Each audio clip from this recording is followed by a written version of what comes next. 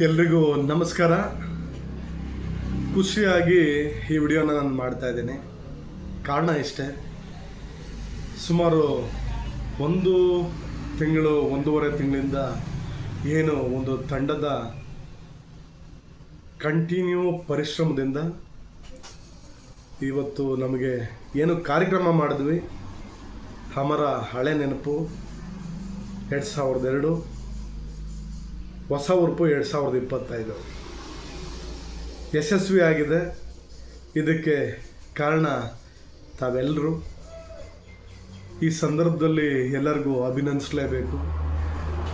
ಯಾರೆಲ್ಲ ಪ್ರತ್ಯಕ್ಷವಾಗಿ ಪರೋಕ್ಷವಾಗಿ ಕಾರ್ಯಕ್ರಮ ಯಶಸ್ವಿ ಆಗಲಿಕ್ಕೆ ದುಡ್ದಿದ್ದೀರಿ, ಶ್ರಮ ಪಟ್ಟಿದ್ದೀರಿ, ಅವ್ರಿಗೆ ಖಂಡಿತ ನನ್ನ ಕಡೆಯಿಂದ ಹೃತ್ಪೂರ್ವಕ ಅಭಿನಂದನೆಗಳು.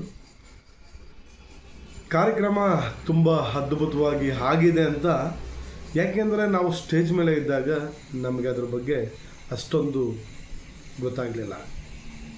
ಪ್ರೇಕ್ಷಕರಾಗಿ ಮುಂದೆ ಕೂತ್ಕೊಂಡು ನೋಡ್ತಾ ಇದ್ದವ್ರಿಗೆ ಆ ಕಾರ್ಯಕ್ರಮ ಹೇಗಾಯಿತು ಅನ್ನೋ ಒಂದು ಅವಲೋಕನ ಸಿಕ್ಕಿರುತ್ತೆ. ಅದರಲ್ಲೂ ವಿಶೇಷವಾಗಿ ನಮ್ಮ ಸೀನಿಯರ್ಸು ಮತ್ತು ಜೂನಿಯರ್ಸು ತುಂಬ ಪ್ರೇರೇಪಿತರಾಗಿದ್ದಾರೆ. ಯಾಕೆಂದರೆ ಇದು ಸಾಧ್ಯವಾದಂಥ ಮಾತಲ್ಲ.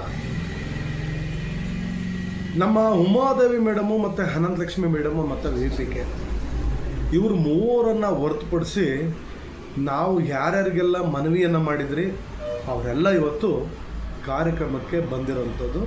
ಇದು ಐತಿಹಾಸಿಕ ನಮ್ಮದೊಂದು ಗೆಲುವು ಅಂತ ಹೇಳಿದ್ರೆ ತಪ್ಪಾಗಲ್ಲ. ಕಷ್ಟ ಇದೆ, ಯಾಕೆಂದರೆ ನಮ್ಮ ಪಂಡಿತರು ಇಲ್ಲಿಂದ 680 ಕಿಲೋಮೀಟ್ರ್ ದೂರದಲ್ಲಿದ್ದಾರೆ. ಮತ್ತು ರಾಧಾ ಮೇಡಮ್ಮು, BSD ಇವರೆಲ್ಲನೂ ಸಾಕಷ್ಟು ದೂರದಲ್ಲಿದ್ದಾರೆ. ಅವರ ಒಂದು ಎಷ್ಟೇ ಕಷ್ಟ ಕಾರ್ಪಣ್ಯಗಳಿದ್ರೂ ಬಿಡುವು ಮಾಡಿಕೊಂಡು ಇವತ್ತು ನಮ್ಮ ಕಾರ್ಯಕ್ರಮಕ್ಕೆ ಹೋಗೊಟ್ಟು ನಮಗೆ ಆಶೀರ್ವಾದ ಮಾಡಬೇಕು ಅಂತ ಹೇಳಿ ಬಂದ್ರಲ್ಲ, ಈ ಮೂಲಕ ನಿಜಕ್ಕೂ ಅದು ಅವರ ಒಂದು ದೊಡ್ಡ ಗುಣ. ಕಾರ್ಯಕ್ರಮದಲ್ಲಿ ತೂಕವಾದ ಮಾತುಗಳನ್ನು ಆಡಿದಂಥ ನಮ್ಮ DRG ಆ ಕ್ಷಣದಲ್ಲಿ ಹೇಳ್ತಿದ್ರಲ್ಲ, DRG ಭಾಷಣ ಮಾಡೋದಿಲ್ಲ, ಮಾತಾಡೋದಿಲ್ಲ ಅಂತೇಳಿ. ಆದರೆ ಅವರು ಹೇಳಿದಂಥ ಪ್ರತಿಯೊಂದು ಮಾತಿದೆಯಲ್ಲ, ಅದು ಮಾನವನ ಮೌಲ್ಯಗಳಿಗೆ ವೃದ್ಧಿಪಡಿಸುವಂಥದ್ದಾಗತ್ತೆ. ಖಂಡಿತ ನಮ್ಮೆಲ್ಲರಿಗೂ ಅದು ತಮ್ಮ ತಮ್ಮ ಜೀವನಗಳಲ್ಲಿ ಅಳವಡಿಸ್ಕೊಳ್ಬೇಕು.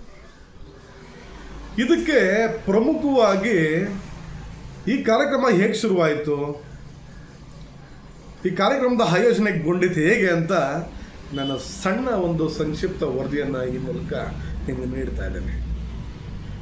ನಾನು ಮತ್ತು ಮೋನ ಮಾತಾಡ್ತಾ ಹೀಗೆ ಟ್ರಿಪ್ಪು, ಯಾಕೆಂದರೆ ನಾವು ಒಂದಷ್ಟು ಲಿಮಿಟೇಷನ್ ಜನ ಆಗಿಬಿಟ್ಟಿದ್ವಿ. ಮ್ಯಾಕ್ಸಿಮಮ್ ಲಾಸ್ಟ್ ಟೈಮಲ್ಲಿ ಒಂದು 12ರಿಂದ 13 ಜನ ಏನೋ ಟ್ರಿಪ್ ಹೋಗಿತ್ತು. ಸುಮಾರು ಇಷ್ಟು ಜನ ಸ್ಟ್ರೆಂತ್ ಇದ್ದೀವಿ, ಆದರೆ ಯಾರೂ ಬಂದಿಲ್ಲ. ಟ್ರಿಪ್ ಬಗ್ಗೆ ಮಾತಾಡ್ತಾ ಟ್ರಿಪ್ಪು ಪ್ಲ್ಯಾನ್ ಮಾಡೋಣ ಅಂದಾಗ ಸಂಧ್ಯಾ ಮತ್ತು ಮಂಜು ಈ ಯೋಜನೆಯನ್ನು ರೂಪಿಸಿದ್ರಲ್ಲ, ಐಡಿಯಾ ಕೊಟ್ಟರು. ಇಲ್ಲ, ಗುರುವಂದನಾ ಕಾರ್ಯಕ್ರಮ ಮಾಡಬೇಕು, ನಾವು ಸುಮಾರು ವರ್ಷಗಳಿಂದ ಮಾಡಿಲ್ಲ, ಏನೇ ಟ್ರಿಪ್ಪು ಏನೇ ಮಾಡೋದಾದ್ರೂ ಗುರುವಂದನಾ ಕಾರ್ಯಕ್ರಮ ಆದಮೇಲೆ ಅಂತ ಹೇಳಿ ಹಠ ಮಾಡಿ ಕೂತ್ರವರು.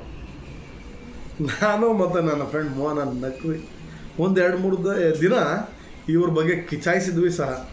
ಏನೋ ಮಗ, ಇವರು ಕಾರ್ಯಕ್ರಮ ಮಾಡ್ತಾರಂತೆ, ಈಗ ಒಂದು ಮೆಸೇಜ್ ಹಾಕಿದ್ರೇ ನಮ್ಮ ಗ್ರೂಪಲ್ಲಿ ರಿಪ್ಲೈ ಮಾಡಲ್ಲ, ಕಾರ್ಯಕ್ರಮಕ್ಕೆ ಅಂದ್ಕೊಂಡಂಥ ಜನ ಬರ್ತಾರ ಅಂತ ಹೇಳಿ. ಬಟ್ ಆದರೆ ಅವ್ರದ್ದು ನಿಲುವು ದುಡುವಾಗಿತ್ತು. ಸರಿ, ಅದಾದ ಮೇಲೆ ಏನೋ ಆ ನಿರ್ಧಾರನ ಅವರು ಕೈಗೊಂಡ್ರು. ಅದಾದ ನಂತರ ನಾವು ಡಿಸೈಡ್ ಮಾಡಿದ್ವಿ, ಒಂದೇನೋ ಒಂದು ಇಂಟ್ರಾಕ್ಷನ್ ಮಾಡಿದಾಗ ಭಾವನಾತ್ಮಕವಾಗಿ ಅದನ್ನು ತೆಗೆದುಕೊಂಡು ನಾವು ಕಾರ್ಯಕ್ರಮದ ಆಯೋಜನೆಯನ್ನು ನಾವು ರೂಪಿಸಲಿಕ್ಕೆ ಸ್ಟಾರ್ಟ್ ಮಾಡಿದ್ವಿ.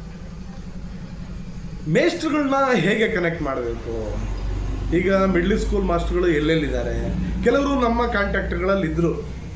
ನನ್ನ ಒಳಗೊಂಡಂತೆ ಈಗ ಸಂಧ್ಯಾಗೆ ಕಾಂಟ್ಯಾಕ್ಟಲ್ಲಿ ಒಂದಷ್ಟು ಜನ, ಮತ್ತು ಮಂಜು ಈ ಥರ ಕೆಲವರು ಕಾಂಟ್ಯಾಕ್ಟಲ್ಲಿ ಇದ್ದರು. ಅಲ್ಲ, PMB ಆಲ್ಮೋಸ್ಟ್ ಆಲ್ ಎಲ್ಲರಿಗೂ ಕಾಂಟ್ಯಾಕ್ಟಲ್ಲಿ ಇದ್ದರು ಬಿಡಿ.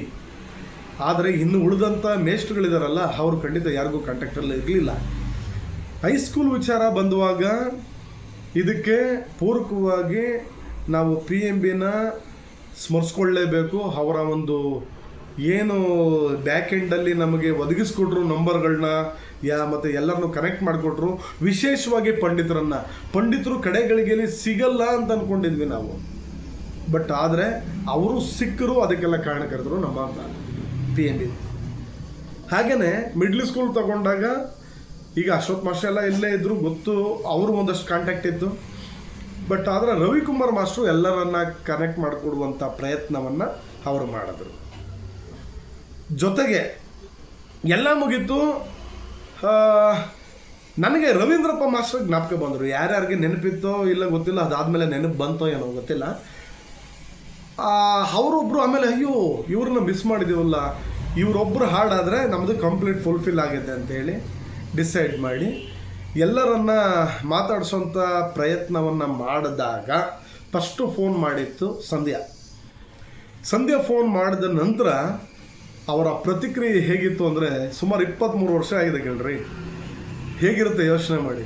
ಎಲ್ಲ ಸಂತೋಷ ಖುಷಿಯಾಗಿ ನಾವು ಬರ್ತೀವಿ ಅಂತ ಪ್ರತಿಕ್ರಿಯೆಯನ್ನು ನೀಡಿದ್ರು.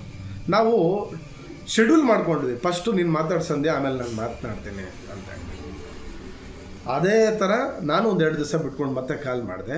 ಪಂಡಿತರು ಒಂದು ಫಸ್ಟು ಏನಕ್ಕೆ ಅಂದರೆ, ನಂದು ನಂಬರ್ ಬಂದು ಒಂದು ಕಂಪ್ನಿ ನನ್ನ ಸಂಸ್ಥೆ ಹೆಸರು ಅದರಲ್ಲಿ ಬರ್ತಾ ಇರೋದ್ರಿಂದ ಅವರು ಸ್ವಲ್ಪ ಯಾವುದೋ ಇದು ಕಂಪ್ನಿ ಇರಬೇಕಲ್ಲ ಅಂತ ಅಂದ್ಕೊಂಡು ರಿಸೀವ್ ಮಾಡಿರಲಿಲ್ಲ. ನಾನು ಇಂಡಿವಿಜುವಲಾಗಿ ಮೆಸೇಜ್ ಹಾಕಿದ್ಮೇಲೆ ರಿಸೀವ್ ಮಾಡಿದ್ರು. ಅಬ್ಬಾ, ಅವರು ನಾವು ಫೋನ್ ಮಾಡಿದಾಗ ಅವ್ರ ಪ್ರತಿಕ್ರಿಯೆ ಇದೆಯಲ್ಲ, ಅದನ್ನು ಅನುಭವಿಸಿದವ್ರಿಗೆ ಗೊತ್ತಿರುತ್ತೆ ಹೇಗೆ ಇತ್ತು ಅಂತ ಹೇಳಿ. ತುಂಬ ಅದ್ಭುತವಾದ ಪ್ರತಿಕ್ರಿಯೆ. ಹಾಗೆಯೇ ನಮಗೆ ಅನಂತಲಕ್ಷ್ಮಿ ಮೇಡಮ್ಗೆ ವಯಸ್ಸು ಸಹಜ, ಅವ್ರಿಗೆ 74 ವರ್ಷ ಆಗಿದೆ, ಅವರು ಬರಲಿಕ್ಕಾಗಿಲ್ಲ. ಅವ್ರ ಮನೆಗೆ ಹೋಗಿ ನಾವು ಅದನ್ನು ಈಗೇನು ಪೆಂಡಿಂಗ್ ಉಳಿದಿರೋದನ್ನ ಅಲ್ಲಿ ಬರಬೇಕಾಗಿದೆ. ಉಮಾದೇವಿ ಮೇಡಮ್ಗೆ ಅವರು HM ಆಗಿರೋಂಥ ಟೈಮಲ್ಲಿ ಅವ್ರ ಬ್ಯಾಚ್ಮೆಟ್ದು ಒಬ್ರದ್ದು ರಿಟೈರ್ಮೆಂಟ್ ಇತ್ತು. ಆ ಕಾರ್ಯಕ್ರಮದಲ್ಲಿ ಅವರು ಸೆಂಡಪ್ಪಲ್ಲಿ ಬ್ಯುಸಿ ಆದರು. ಇನ್ನು VPK ಬಂದು ಅವರ ರಿಲೇಷನ್ ಒಬ್ರದ್ದು ಎಕ್ಸ್ಪೈರಿ ಆಯ್ತಂತೆ, ಹಾಗಾಗಿ ಅವ್ರು ಬಂದಿಲ್ಲ. ಒಟ್ಟಾರೆ ಇನ್ನು ಉಳಿದಂಥ ಎಲ್ಲ ಮೇಸ್ಟ್ರುಗಳು ಅವತ್ತು ನಮ್ಮ ಗುರುಗಳು ಬಂದಿರೋದು ಕಾರ್ಯಕ್ರಮದ ಒಂದು ಕಳೆಯನ್ನು ಇಚ್ಛಿಸ್ತು. ಅಂದರೆ ನಾವು ಗೆದ್ವಿ, ಎಲ್ಲ ಅಷ್ಟು ಜನ ಮೇಸ್ಟ್ರುಗಳು ಬಂದ್ರಲ್ಲ, ಅಲ್ಲಿ ನಾವು 100% ಗೆದ್ವಿ. ಅದಾದ ಬಳಿಕ ಕಾರ್ಯಕ್ರಮದ ಯೋಜನೆ ಫಿಸಿಕಲ್ಲಾಗಿ ಎಲ್ಲರನ್ನೂ ಕಾಂಟ್ಯಾಕ್ಟ್ ಮಾಡಿ ಹಣದ ಒಂದು ಕ್ರೋಢೀಕರಣ ಆಯಿತು. ಕ್ರೋಢೀಕರಣ ಇನ್ನೊಂದಷ್ಟು ನಾವು ಬಜೆಟನ್ನು ಎಕ್ಸ್ಟ್ರಾ ಇದು ಮಾಡ್ಕೊಂಡಿದ್ವಿ, ಬಟ್ ಅಷ್ಟು ಬಜೆಟ್ ಆಗಿಲ್ಲ. ಎನಿವೆ ನಾವು ಕಾರ್ಯಕ್ರಮ ಮಾಡೋಷ್ಟು ಆ ಲಿಮಿಟೇಷನ್ನೇ ಮಾಡೋಕ್ಕೆ ಪ್ಲಾನ್ ಮಾಡಿಕೊಂಡು ಸಕ್ಸೀಡ್ ಆಯಿತು. ಕಾರ್ಯಕ್ರಮ ಬಜೆಟ್ ಆಯಿತು, ಎಲ್ಲರಿಗೂ ಕರೆಯನ್ನು ಕೊಟ್ವಿ. ಆದರೆ ಸಾಕಷ್ಟು ಮಂದಿ ಇನ್ನೂ ಆಬ್ಸೆಂಟ್ ಆದರು.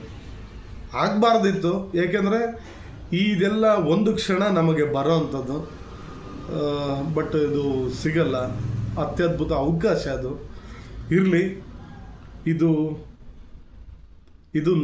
ಲಾಸ್ಟ್ ಅಲ್ಲ, ಇದು ಫಸ್ಟ್ ಅಂತ ಹೇಳಕ್ಕೆ ಇಷ್ಟಪಡ್ತೀನಿ. ಮತ್ತೆ ಎಲ್ಲರೂ ಸೇರೋಣ, ಎಲ್ಲರೂ ಒಂದಾಗೋಣ.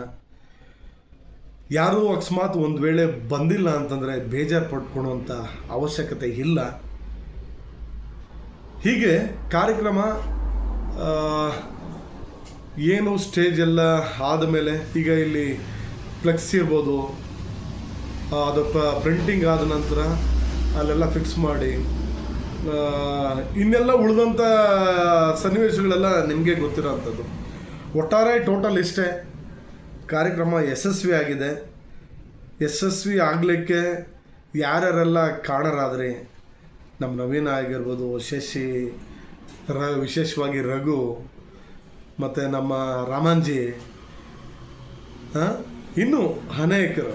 ಯಾಕೆಂದರೆ ಎಲ್ಲರೂ ಭಾಗಿಯಾಗಿದ್ದಾರೆ. ನಾವು ಕೆಲವ್ರ ಹೆಸರು ಹೇಳಿ ಕೆಲವ್ರ ಹೆಸರು ಬಿಡುವಂಥದ್ದಲ್ಲ.